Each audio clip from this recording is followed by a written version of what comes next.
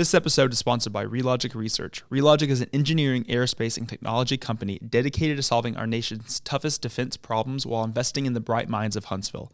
Relogic is excited to be a part of the innovation and continued growth of the Huntsville community. Visit their website today to see what they are excited about at relogicresearch.com, and all of this information will be in the episode notes. Well, welcome back to the podcast. Would you like to introduce yourself, and we'll get started there? Sure. My name is Angela Osbolt, soon to be Angela Lindbeck. And I'm John Lindbeck.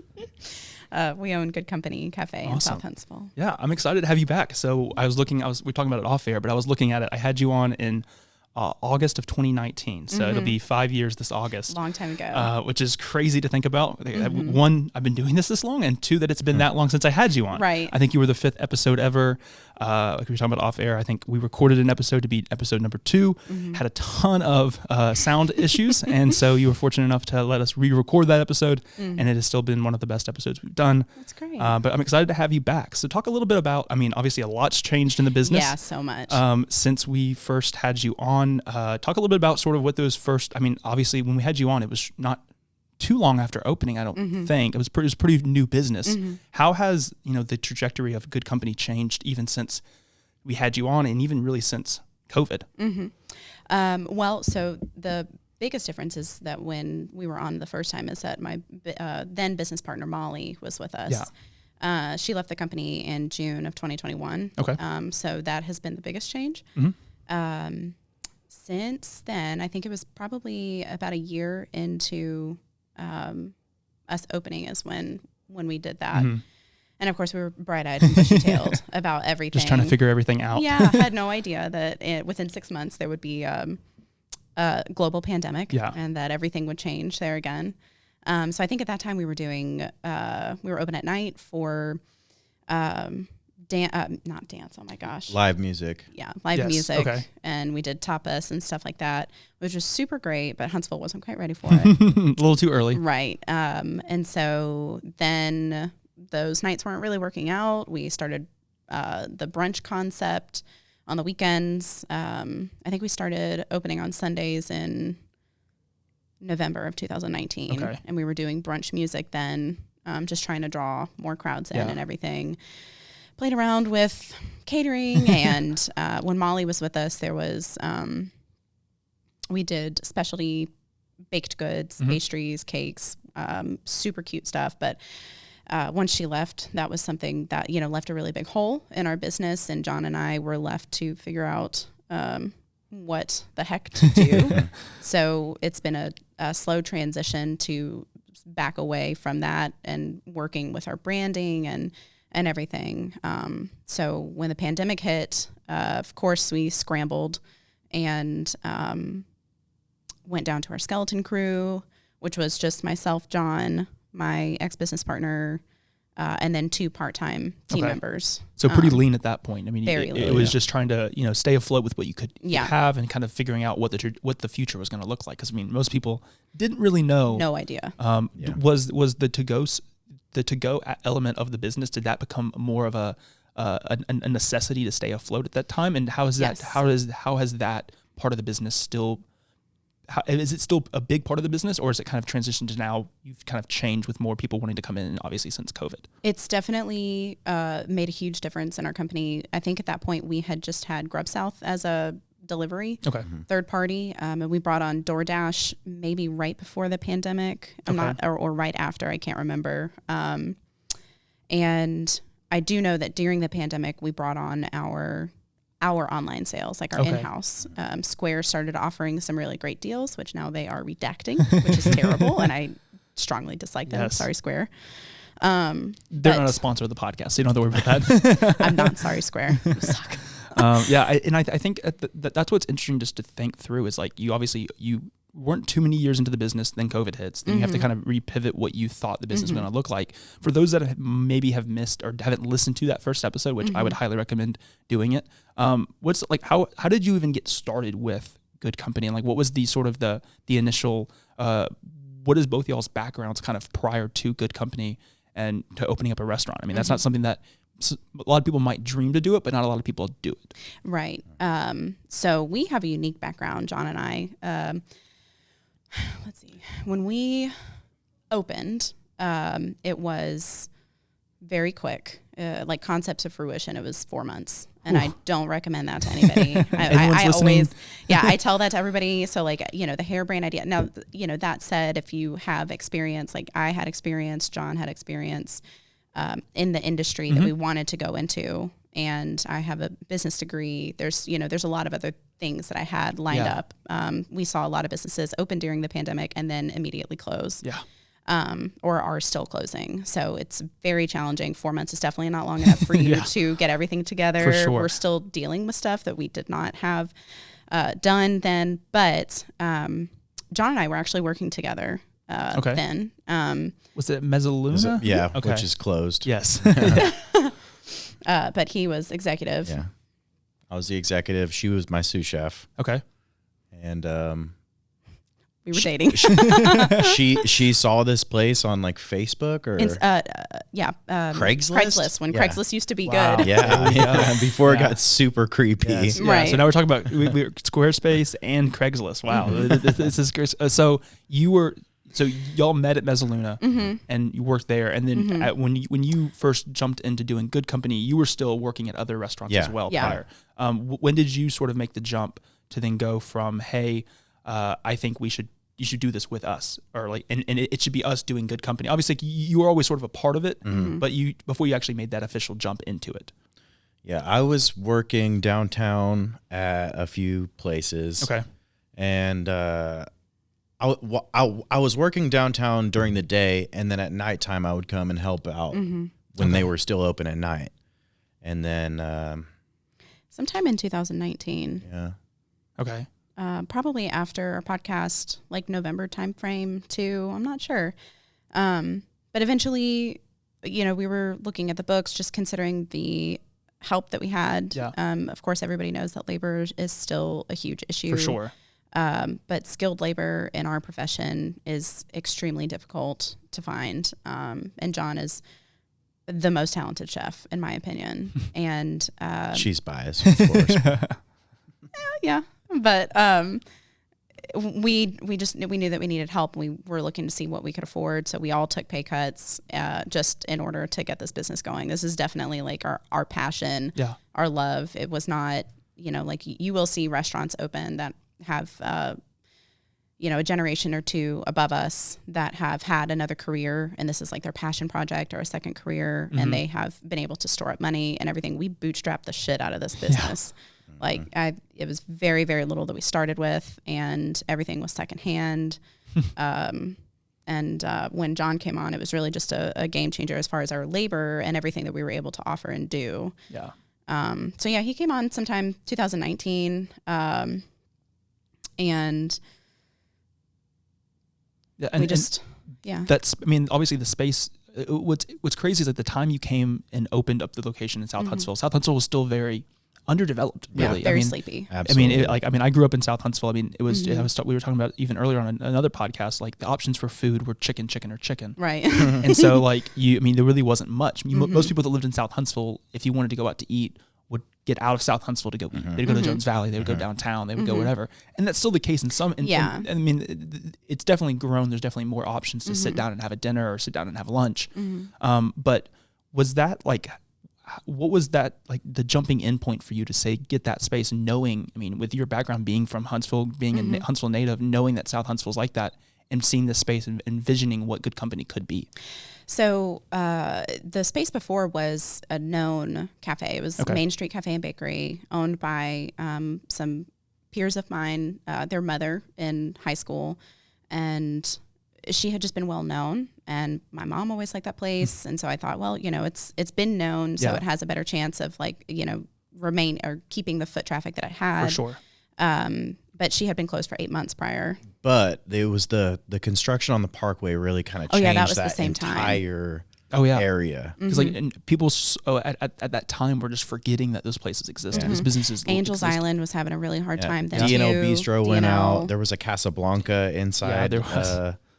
And all that stuff is gone. Yeah. And Angels is still doing great. Angels has been around for Angels, for a very long time. But and the space is obviously how has the space also kind of developed and grown? Because I know recently y'all just had a huge construction thing that y'all did. Yeah, to kind of either out of necessity you had to do it, or you wanted to do it, a little bit of both. It was a little bit of both. The space, it has grown. It's done better. We're definitely, like, when we tell new clients or customers of ours, once we're hard to find, but once you find us, you never forget. And that's really just how it's been, is just slowly, increasing our foot traffic. But in July of 23, we had this huge deli case that was built in. It was like a 30-year-old unit, still made of like wood. The 80s, yeah. The compressor went under the kitchen and out to the outside. So it was just terrible. Wow. And one of my daddy's buddies would come and like fill it with a not so current Freon just to keep it going. Wow. And eventually he gave us the prognosis that it was not going to it's not going to make it any last. longer. Yeah. So we said, okay, well, we had decided this year to close for the 4th of July week. We're usually pretty slow, give our team a chance to have off, and us too. And then it turned out that we did not get that week off. We just decided so we went like a month. I think it went out in June, and we went like a month or a month and a half of like bringing in ice and putting ice buckets inside of the deli case, and then putting our milks in there, and changing our pastries so that we couldn't offer like cheesecake because we didn't have any way to keep it cold, and strawberry pretzel salad went kaputs for a little while. And I feel like the strawberry pretzel salad is one thing that I think my sister-in-law is in love with. Oh, it's delicious. It's like everyone that like I feel like loves Good Company, which everyone does. Strawberry pretzel salad is like the staple. Well, and side note, the only reason why we have that is because of Main Street Cafe and Bakery used to always have it. Everybody would come in because like we still get a lot of grannies, that come in during the week, and they're like, "Can I get a substitute my side for a strawberry pretzel salad?" Which we don't do, by the way. Okay. A lot of like Southern, like Walton, still does that, but we're like, okay, I guess we gotta have the strawberry pretzel salad. We love it. Yeah. It's a involved recipe. And so out of necessity, you had to do the construction in July, but then you were also kind of able to we were able to do a lot of ideas that we had for a while. It took us a while to figure it out. We had a friend that was helping us with some items at our house, and he came and helped us at the cafe with rebuilding that counter. We pushed it out like 6 inches, which made a huge difference for our team behind the counter. Reworked some electrical is how you say it. Sorry.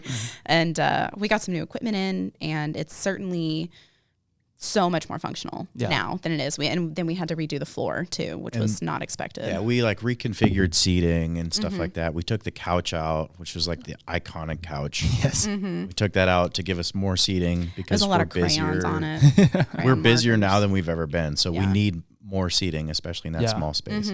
And so, I mean, like getting through COVID, I mean, we've had a couple other guests on that I've had on a couple times, and like they're talking about their business before COVID versus the business after.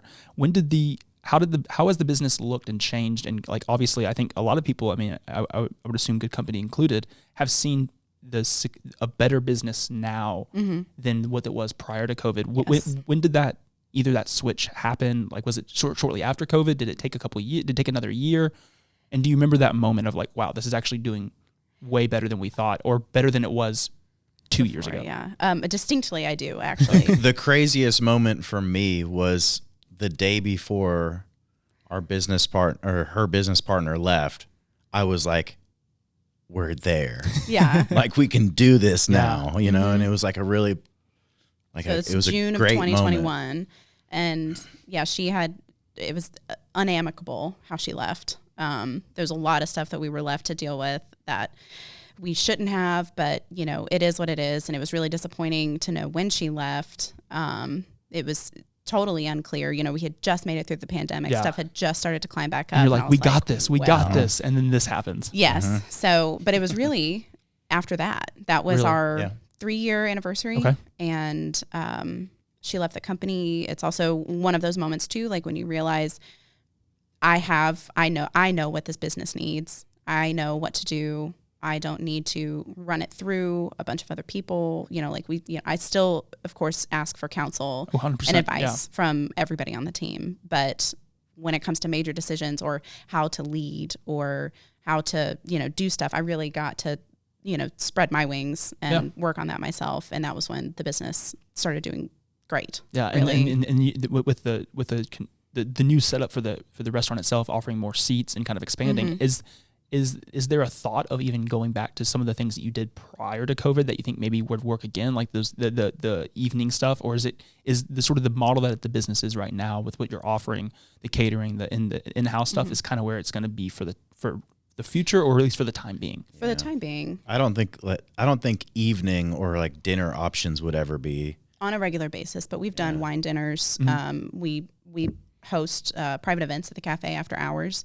Okay. Those go over very, very well. Instead of doing like our travel catering, we much prefer to host them in-house, which of course is limited because of the size, but they're still super intimate. And we had a 150 person event at the cafe in November. Now, granted, that customer, the client was so sweet. And she came in and she, redid everything. Like she brought in decorators, she brought in this and that. We were like, oh, okay, look at that. Gotta get some photos of this for the website. Yeah. Well, also it helped us, see what our potential was, what we could do. And so we plan on continuing and expanding our events at the cafe. They're so intimate and so special. It's along the lines more of what John and I come from, which is more fine dining. So it's John's opportunity to be more creative, my opportunity to have more intimate connection with our clients. And it's at home, and it's not like a bunch of individual customers. It's an event. So that's definitely a lot of what we love to do, and we'd love to see that expand. Because the catering is a huge part of y'all's business. I mean, from wedding catering to event catering, and obviously, I guess since COVID, that's also kind of grown too, with more people wanting to get. There was probably that little lull where you have COVID, where you're like, hey, like what events are going to happen? Are they going to get rescheduled? What is that going to look like? But then being able to, like you said, to offer, we come to you for this event, or hey, if you have a smaller event, we have the space to do it. Right. And if it's a nice day, the patio is amazing. Being able to be like the inside outside option is huge. Yeah. How often do you still get it? Like, do you still get it often where people come in and that they're coming in for the first time and they've never does it happen every day? Every day? Yeah, every day. It's fantastic. So our client base is about 50-50. Wow. Every day that I look at the sales, it's like 50-50, 60-40. And then 40-60, it's right in that range and the only days that I do find that we have more return traffic than we do new traffic is like crappy days, rainy days, when something is going on. The true believers are always there. They're there. And I'm like, thank God. Wow. Yeah. A lot has changed since COVID. Like during COVID, we actually spent some time and had we got a registered trademark. Okay. For our charcuterie, because for whatever reason, that was the only thing that we sold. Like it took us a few, like maybe a month to realize that was it. So we like stopped production of a lot of our other, like our sandwiches and soups and stuff. And we were just like boards and boards. And so we would come in and prep those, and it was whatever we could do just to get it out the door. So we started doing charcuterie boards and bottles of wine. And that was our top, that's what got us through the pandemic. Really? And so we had it trademarked. We called them charcutables, which was also a birth child between myself and the owner previously of Fractal. Okay. We were trying to work with him to get small bites out to him so that they could enjoy the patio and everything. And he and I were playing around. I was like, it's like a little Lunchable, but for adults. And so, credit to him. I think he's actually the first one to say charcutables. There you go. Larry Lowe. Yeah, Larry Lowe. But we had talked about it, and I was like, I'm thinking about trademarking. He's like, go for it. That's awesome. It hasn't really gone anywhere, but we have it. It didn't really do anything. But we have it was only during the pandemic. Yeah. I think like I think the pandemic gave it a lot of opportunity to be a little bit more creative in those realms because you had the time to do it. Yeah. And obviously not everything that businesses did during the pandemic, they can even do now. Yeah. But then they're also able to kind of repivot to figure out what the customer actually wants. Right. And during the pandemic, that was when you saw a ton of the like little mom and pop or like at home, like cottage law charcuterie places coming out too. Which was a little challenging. We really thought that that's where a big part of our market was. And it was then, but it's not so much now except for events and stuff. But there was it was very helpful to have that get us through. So the restaurant itself is your baby. I mean, you've seen this thing grow. You've been a part of it in so many different realms. You've seen it, have different phases where it's where it is now, where it's going to be. What does the future look like for Good Company? And like as we're recording this beginning of 2024, 2023 is complete. We're looking ahead. Where's the business now, and where do you hope the business is maybe at the end of this year or in the next 5 years? Mm-hmm. We've talked about it a lot lately. So the first thing on our goal or on our list right now, agenda, is getting married next month. Next month. We're getting married on Leap Day, so there's a lot of stuff that's like just coming to accumulation right now. So we've had a lot of ideas. We're looking at moving into a different location in South Huntsville. We've been approached several times by folks downtown. Downtown's kind of a challenging place for us, though. The atmosphere is not exactly the same as it is in South Huntsville, and South Huntsville is where our heart is. That said, we were just telling you, looking at other locations, I think we'd love to have something. I know that we have certainly talked about other concepts. Okay. And if Good Company does well, here, we could certainly consider it in somewhere downtown, 5 Points, Decatur, Hampton Cove, Madison, not all of those places necessarily, but next time you're on, you have 14 locations all across the Northeast. No, I don't know about that. But other concepts, we definitely have brainchilds that we would love to see come to fruition. Some are, down the road after children and having a stable career in what we do now. Do you have anything to say there? I mean, yeah, instead of us opening for dinner at the cafe now, having a place that does we would maybe just do a dinner concept or a lunch dinner concept. Because I mean, I would assume from both y'all's backgrounds that, like, obviously what you do with Good Company, you love doing it. You love that interaction. You love the intimacy of that. But then, you think back at your experiences at Mezzaluna, at other restaurants, and you're like, you want to get back to being able to do that too, and having the benefits of doing both. What's interesting, and I would love to get your perspective on it, is, there's like other cities like Birmingham. I mean, there's restaurants in Birmingham that can just be open for dinner, and they can do just fantastic. And that sort of idea and mantra isn't something that Huntsville's really seen. Do you think that's something that we will see in the future, or do you think for what the Huntsville community is, even though because it's very different than Birmingham, that really having that lunch and dinner option is really what most restaurants you see in the foreseeable future being an offering to the community? That's definitely something that John has always. I would love just a dinner place where you 4 days a week. You would have the time to be able to do the nicer things and really focus on the food and the service and make quality things of really ingredients. Nice. Yeah. But it is tough. Yeah, it is really tough. And most of the places that were open just for dinner had to open up for lunch because it just wasn't bringing in enough. Yeah. So.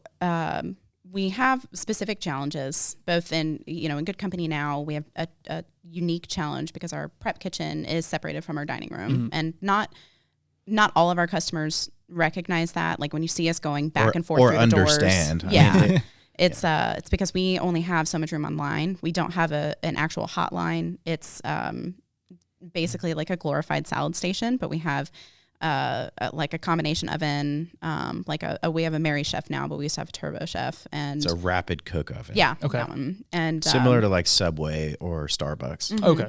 So we have certain like workarounds that we have to be able to like put out our food. So when customers ask for specific things, and like if they want pancakes, we can't offer that. Really, we may be able to do specials and stuff, but we don't have a hotline. There's no hood. There's no ventilation. There's no option. There's not a range. Like we can't just cook like we couldn't just whip up some scrambled eggs or. It's literally like a 30 square foot.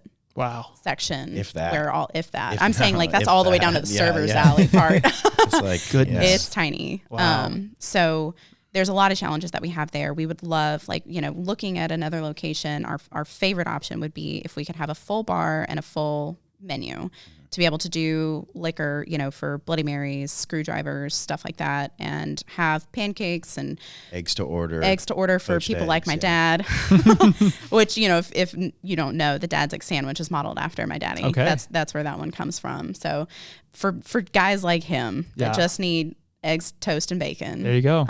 But we've also talked about, food truck concepts, good code to go, going out and just doing like slinging Dad's Egg sandwiches and coffee, making it super easy. But too, in Huntsville, there was a challenge that I was just thinking of a moment ago. Oh, chain restaurants. Yeah. Let's talk about those for a second. Yeah.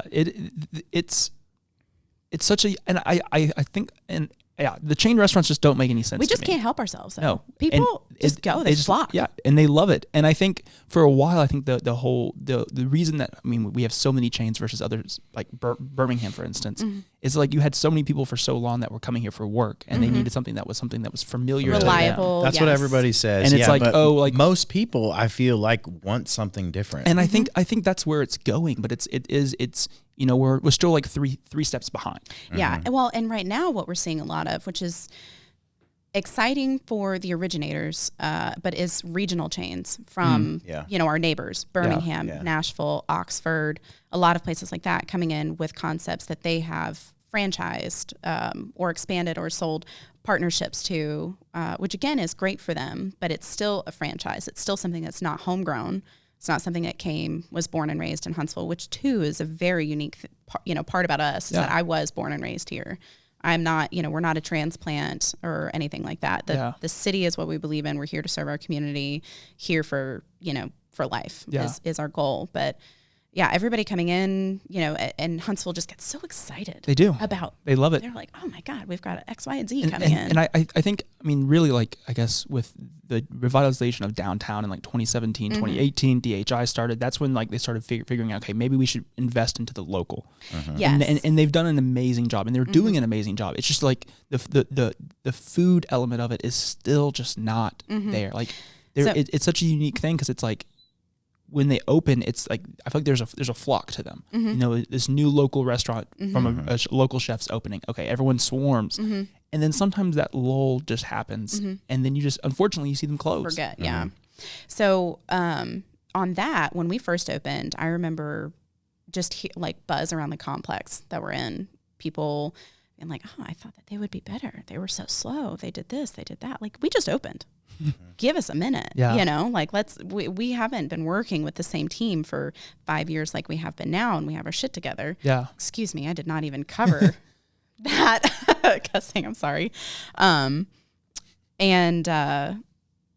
It's just hard. So that's one thing that we've been focusing on a lot is remaining consistent with our service, with our food, our quality, our presentation. And that's what I told everybody will get us through hard times and bring back our customers, like during the pandemic, remaining open as much as possible, not closing early, not, giving different, these are all things that people go to for chains for. Yeah, because it's the same no matter where they're at. They know what they're going to get. Yeah. They know what they're paying for, and they're good with it. Also, we analyze a lot of our stuff, like what's selling, what's not selling. Yeah. Should we do something different? We're trying to really like reach out to the customer and find out what they're wanting. Yeah.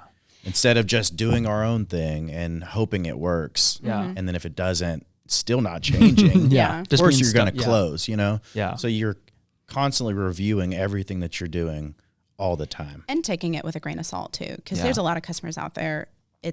Our favorite, and I say favorite in quotes, is they're saying, you should just do this. Oh, you should just do that. Yeah. And I think it's one of those, it's easy for somebody to see someone else doing it, that it's in the same realm. Right. And ask the question, why isn't this other person doing that too? If it's working for them, it'll work for you. That's not always the case. No. It's not the brand that you've created and your vision for this company, for the vision for Good Company isn't the same vision as what X restaurant has for theirs. Well, and like I said earlier, the challenges that we have with our split kitchen, that's a huge portion of our brand. Yeah. It's like an unspoken portion of our brand. Our menu is built around the kitchen that we're able to put out. It's built around the size of our restaurant. It's built around the skill of our team. It's built around the location.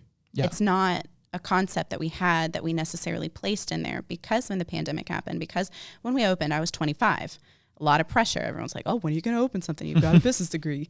I'm like, eventually I will. But that one came up. It was small enough. It was just it was just a sweet spot. I felt like I could do something. Yeah. And, my family, my friends, John, everybody helped make it happen. And when we went in with what we wanted, and it wasn't working out very well. And then the pandemic happened, and, we tried 5 or 6 different things, and what we have now is what works. And it's not based, like we had to put our pride aside. For sure. Absolutely. One of the things that we have done, especially since my ex-business partner has left, is reduce everything that we're doing.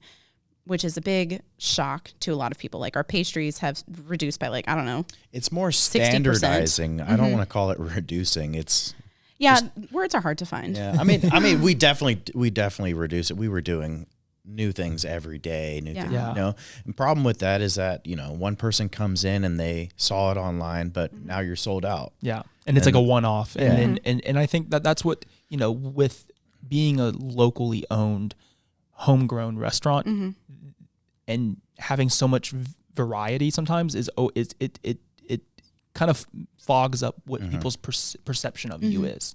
And like I said, it's never.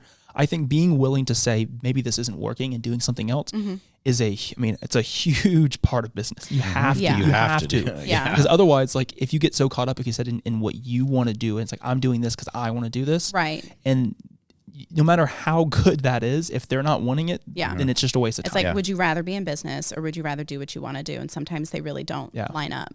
And so our, you know, like the biggest thing that we really had to swallow, the biggest pill we had to swallow was labor, skilled labor, people that come in who can take over what we're doing. When we first opened, I was in the kitchen and I was part-time doing the books. Probably about a year, or when John came on, is when I went to mostly full-time books and I was just filling in the kitchen, which is still what happens today. But our biggest goals for 2024 is training our management to really take over and replace us so that we can still, we can maintain our quality and our relationships with our customers, which is something that we really don't get to do. Like a lot of times we'll walk in to ask somebody something on our team or give them a note or something. And then all the customers are like, hey. Yes. And but that's what we need to be doing. 100%. Yeah. And it's so hard too. Cause like, you know, we've been operating for so long, like John and I have been in operations, that team finds it challenging to, you know, understand that we need to step off. We're not there to help. We are there to run. Yeah. And so that's something that we've been working on. And it's going pretty well. We really love our team, our team. Yeah. And I mean, I think like it's important to have that balance of working in the business versus on the business. Yeah. Yeah. And it's way easier said than done. Yeah. Cause it's like, I think I look back at like when I first started doing marketing work for people, and it was, you know, I would preach to them, you know, here's what you got to do to grow and do it, be better on social media. And here's what I can do for you. And then you look at what I'm doing for myself and you're like, wait a second, I'm not doing any of that. Right. But I'm preaching it because I know it works, but I'm not doing it myself. And it's always hard to do it for yourself. So being able to step out and say, okay, what do I need to do for this business to grow more? Where do I fit? Yeah. Like where in the market is this business, and how can I best utilize that area of the market to be successful? And that's where a lot of the menu changes came in, is just knowing that if we want to expand and we want to do more things and have a future in this, John needs to remove from the kitchen. I need to remove from kitchen and service. There's just certain things that, yes, we can do the job. Of course we can do the job. We've been doing it for years and we love doing it. And so it's hard for us. We love hanging out with the team. We love doing all those jobs and those tasks. And that's where we get like caught up and we're like, oh crap. Like I was supposed to return a quote to this client. And that's a challenge too, is communicating between customers. When we are shorthanded, it doesn't mean that like the team will suffer. We don't believe in that. Yeah. We get in there and we do it. We take care of it. And I think that's a huge element of being a business owner, is like you're wearing so many different hats. And when you first opened, and even now, you're constantly taking off one and putting on another one. You know, you're running the books, you're putting on that hat. You're cooking, you're helping customers, you're doing quotes, you're managing the books, you're paying taxes, you're paying this, you're paying that, you're paying this, you're paying that. That's all the letters you get in that you don't know what you should do with, and you're like, is this real or is this not? Right. And so you're having to do all of this, but now you know how to do all of those things. Well, and you know, an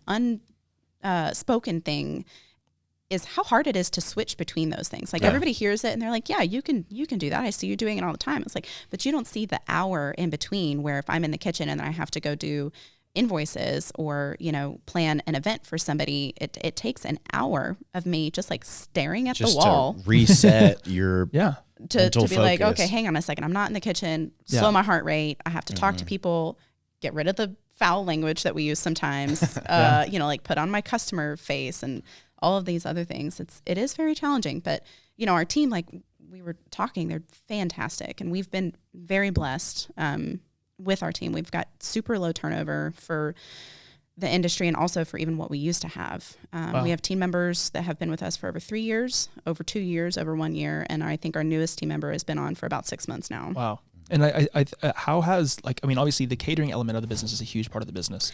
Yeah. How have you been able to balance that with what you do in-house and being able to still, you know, because there's a lot of, probably a little bit more either flexibility or creativity, a little bit more of that chef element of it with the catering. Right. And how have you figured out balancing that? And is it still sort of, you know, every event is a little different in figuring out what works best?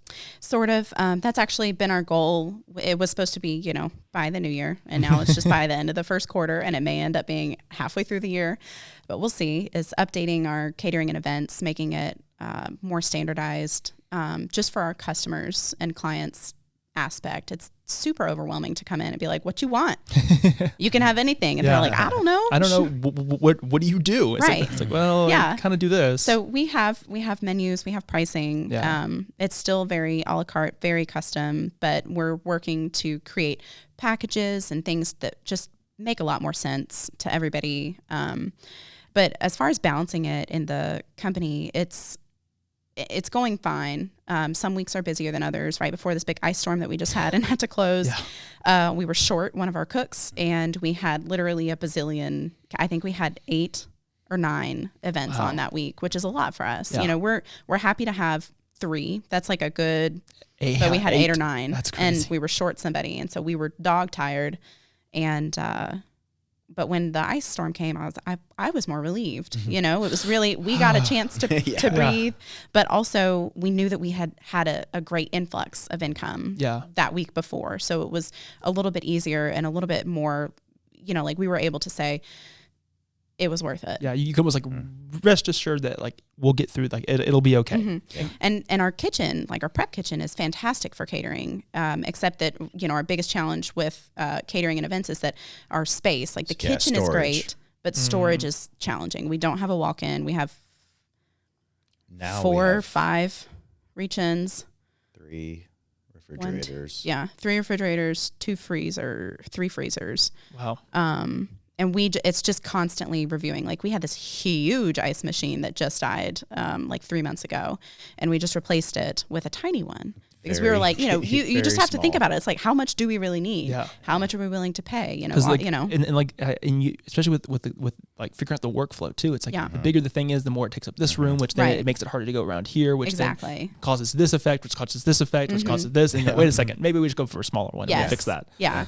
And so we've got one of our back of house leads is in charge of, she's my second hand for events and catering. So I book them, I talk to the clients, I get everything worked out, and she sort of like before the event happens, looks over them and, you know, make sure that the team knows what's going on and then make sure to help put it out. John is still our main labor force behind catering and events. But that's also because we've been looking for a line cook for, 8 months. Now can't find them. Wow. Our friends at Canadian Bacon can't find them. Like nobody can find them. I don't know where are you guys at? If you're listening and you're a line cook, go to Good Company. Call me. Call Good Company. I mean, so it's challenging. Yeah. It's a balance. Some weeks are crazier than others, which is hard with a young workforce. You know, asking them to work harder, asking them to work longer, understanding what you put in, you will get out. Yeah. It's hard, and it takes a certain kind of crazy to be able to put up with this industry for this long. And, you know, a huge part of what we believe in with Good Company is, you know, like a alcohol, drug-free, like it's very challenging in our industry. Sex, drugs, and alcohol is everywhere. Abuse is everywhere. I was the only female in a lot of the kitchens that I worked in. So there's just a lot of stuff that I don't think that anybody really needs to deal with. It's unnecessary. And so we don't put up with a lot of stuff. Yeah. And thankfully, most of our team, super on board, super easy to deal with, but you know, it's still a team. It's still, there's still drama. There's still stuff going on, but at least we know that we don't have somebody who may not show up because they got arrested. There were so many times at Mezzaluna that we would. You just check the jail view. Yeah. Oh, if somebody doesn't show up, you're like, oh, okay. He can come back to work tomorrow. It's not his fault. I mean, and like there's so many different obstacles that you're having to face every single day. I mean, it's not like looking at this journey, I mean, how much do you think your success, the success in Good Company, the success you've had since opening, the success you've had since COVID is because of just the location that you're at, or is it right timing? Is it just the right timing, or is it hard work, or it is hard work and sheer in? dedication. Okay, it is. We call John the make it happen captain. Because that's how we started. Like I said, we bootstrapped. Like everything that we've done is because John and I refuse to see it go away. Yeah, we are just hard workers. It's something that he and I are trying to level out a little bit. But it's definitely, I don't know. Like we love it. We want to do it. We want to make sure that it does well. We don't put up with a lot of stuff. We really try, like a lot of the things that I've been working towards is, like policies and procedures, which is something that doesn't really exist in small businesses a lot, trying to operate like a franchise, but be a small business, you know, an individual. So, and that's hard to get a lot of people on board with, because most of the time it's super free, it's super nice and easy, but then a line gets crossed or something. And then you're almost having to go back 12 steps to fix it instead of having the policies and procedures in place and you know what? During COVID, that messed up a lot of stuff, you know, not only like after, especially when my business partner left, a lot of what I was experiencing was just my ability to leave. I had experience in leadership forever. I mean, that's why I do what I do. Yeah.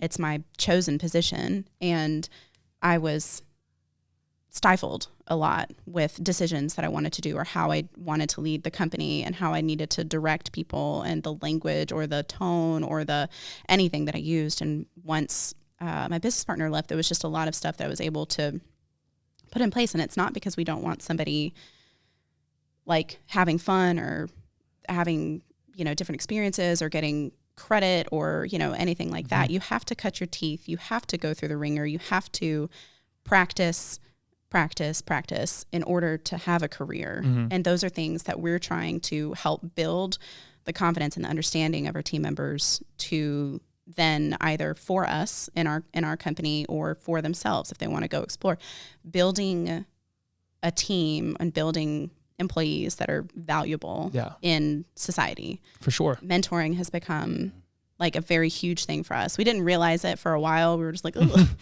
You know, what are we doing? Why are we dealing with it? And then we were like, because it's important. Yeah. It's important to show people that you don't have to be. You're investing in them. And and you're not just investing in them for your success, but for their success. Yeah. Because, I mean, each person that comes through our doors, we see, obviously we hire people because we believe in them. We always say, like, not necessarily personality, but your desire, your willingness to work and to learn and to be humble will get you hired with us a lot quicker than your previous experience. And speaking on like line cooks, you know, that's a hard thing to hire for because a lot of times we'll get somebody with no experience, and it is a hard thing to learn. It does take it's a ton of pressure, a ton of stress. But then when we do get some line cooks that have experience, we have like a line cook mentality. Yeah, they're stuck in their old ways. Think, you know, like want to be management, but don't want to do anything to be management. There's just, there's a lot that we try to teach them too, you know, the difference between our company and another company, what makes our company unique, what makes our company safe and inclusive and a great place to learn and to, you know, just be respected and make a decent wage, versus going somewhere else and maybe getting to be top dog, or getting, you know, going and experiencing what it's like, or maybe making a little bit more money, but putting up with abuse, putting up with shady employers, putting up, you know, with a bunch of other stuff. I mean, if someone, I mean, obviously we've talked a lot over the last little bit just about the businesses and just about, you know, the journey it's taken for y'all to do what you're doing. Is there one piece of advice that if someone's listening, either wants to start their own restaurant, wants to start their own business, wants to be the entrepreneur themselves, is there a piece of advice you'd give them, or a piece of advice that you wish you would have known when you first started? Well, besides just buckle up, Buttercup. Just be willing to put in the time and the work and push through the bad times, and just there's going to be a lot of them. Persevere, really. Find yourself somebody that you really trust. Be honest with yourself. Don't assume the best in other people. Just be honest. and understand where you come from, what you've brought to the table in other places, and are you willing to do it all in order to get going? Yeah. That's because that's really what it's going to take. There's a lot of crying. There's a lot of, like throwing stuff and that's just to release tension. But, and understanding that keeping healthy habits is super important. That's something that's on the top of our list here. But really think about it. Really consider like how much you're willing to put in monetarily, emotionally, physically, mentally, and also good advice. Don't start a business in 4 months. Yeah, that one. I mean, it worked for us right now. Back to the first question. Yeah. But and it's not I recommended. I think that's what's unique too about the Huntsville community, and I've been able to see it over the last 4.5, 5 years, is, if you see someone that's 12 steps ahead of you in the business and a business similar to what you want to do, they're pretty willing to ask. Just be willing to ask. Be willing to ask questions. Be willing to take advice. Because just as you are 12 steps behind them, there's going to be someone behind you 12 steps behind. That and if you want to start your own business, then I would certainly recommend getting into leadership in the industry that you want. And the biggest, I think, piece of advice that I can have is that your industry? Do you have experience in it? Because that's a thing that we've seen with restaurants that have opened and then closed shortly after. What was their previous career? Yeah. Did they have any management experience? Have they ever worked in a kitchen? Do they have any comprehension of how this culinary industry and hospitality industry works? Customer service. And employee temperaments and management. Like that's a huge part. That's the biggest part of what we do now is just managing our team. Yeah. And it takes a lot. It takes a lot. So if anyone is listening, obviously we spent the last 46 minutes or so talking. Anyone's listening and they want to, visit your location, they want to get connected with you on social media, or they even maybe are interested in some catering events, where can they find you and where can they connect with you? So we're located in South Huntsville. We always say, where the ABC store is, on Parkway before Rosie's in the big brick complex. It's Main Street South. We're just right back in there with the green awning and the yellow sign. You can also find us on Instagram super easily and Facebook. And then our website is goodcompany-cafe.com. I almost gave my email. But we just started working with a marketing firm that's going to help us with our branding and get things a little bit more clear, because it has just been me mostly. I've had some help here and there, some great people helping us to get started, but there's just a lot to pay attention to. So Facebook, Instagram, just Google us, give us a call, come see us. And you can also find some of our pastries in a couple of wholesale locations that we've got, Gold Sprint, Roosters. We just opened one with Destal. They're doing coffee now. And is that it? We lost Offbeat. Yeah. So around town. Perfect. Yeah. And we'll have all of their information in episode notes. So if you're listening and you want to see all the links to all the different things, we will put all that information there. But thank you so much. It's been the last Clark, 47 minutes or so talking a little bit about Good Company. It's crazy. It's been 5 years. Hopefully we won't be another 5 years to have you back on. Yeah. As new things start happening, we'd love to have you back on the podcast for the third time. But thank you again for being here. It really means a lot. Thank you very much.